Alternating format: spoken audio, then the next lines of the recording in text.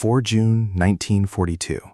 Somewhere north of a tiny atoll in the middle of the Pacific, the sun has barely cleared the horizon, and aboard the Japanese carrier Akagi, deck crews are working at a frantic pace. Bombs are being wheeled out, then wheeled back in. Torpedoes swapped for land attack ordnance, then swapped back again. On the flight deck, engines coughed to life in the humid dawn air, their propellers chopping the sky into ribbons of sound.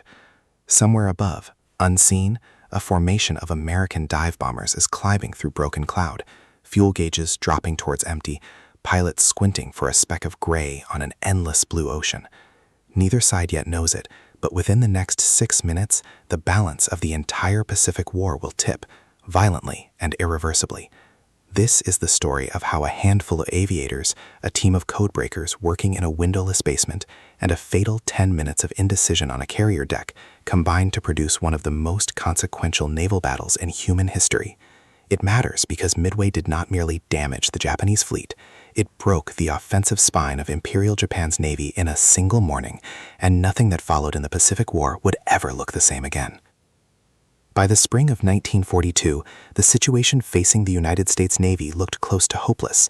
Pearl Harbor had been shattered 5 months earlier, and Japan's carrier force, the WWII, had swept unchecked across the Pacific and Indian Oceans, sinking battleships, carriers, and cruisers virtually at will.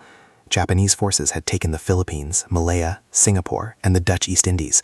American naval strength in the Pacific stood at 3 operational carriers against Japan's 6 fleet carriers, each crewed by aviators with years of combat experience stretching back to the war in China.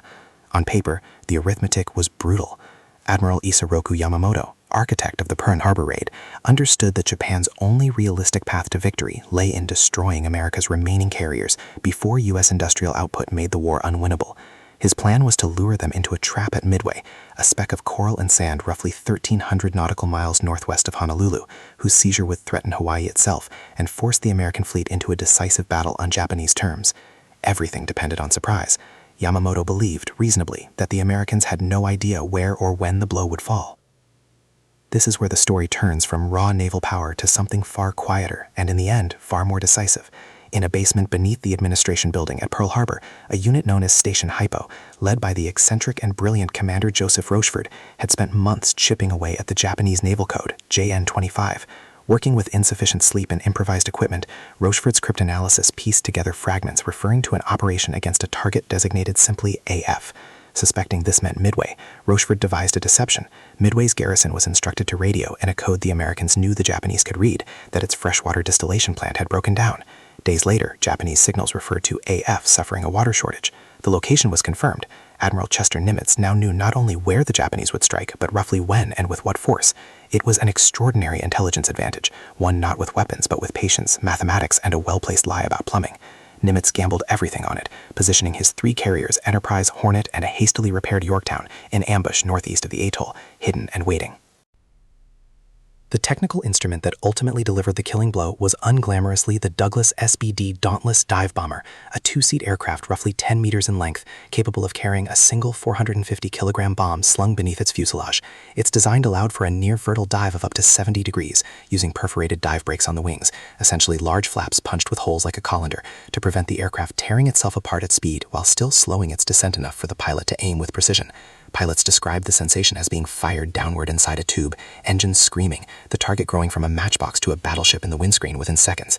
On the morning of 4 June, American torpedo squadrons attacked first and were annihilated almost to a man, achieving no hits but crucially, dragging Japanese fighter cover down to sea level and leaving the sky above the fleet unguarded.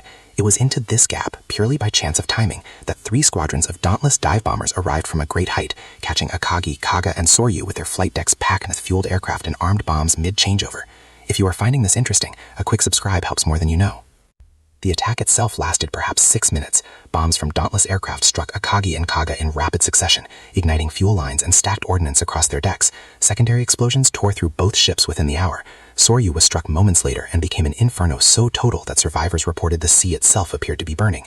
Where German dive-bombing doctrine relied on the Junkers Ju-17 Stuka, a fearsome but by 1942 increasingly vulnerable aircraft used chiefly against ground targets, the Dauntless had been built specifically for the far harder task of hitting a maneuvering ship at sea, and its accuracy that morning proved decisive in a way the Stuka rarely achieved against naval targets.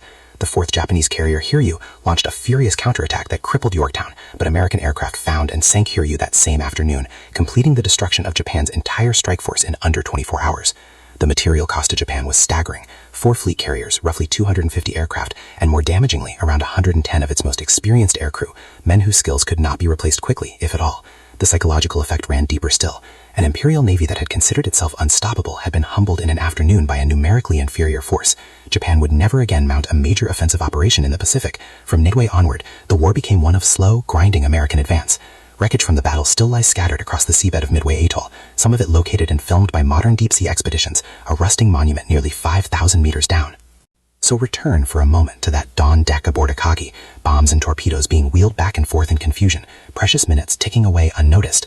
That confusion, born of an intelligence failure the Japanese never even knew they had suffered, cost an empire its Navy's offensive power in the time it takes to read this sentence aloud. 4 carriers, gone. A generation of naval aviators, gone. An unbroken run of victory, gone. Midway did not win the Pacific War outright, but it made an eventual Japanese victory functionally impossible, and it did so not through overwhelming force, but through codebreakers in a basement, a lie about a water shortage, and 6 minutes of dive bombers arriving at precisely the wrong moment for the men below them. In war, as Midway proved with brutal clarity, it is rarely the strongest fleet that wins. It is the one that sees the blow coming first.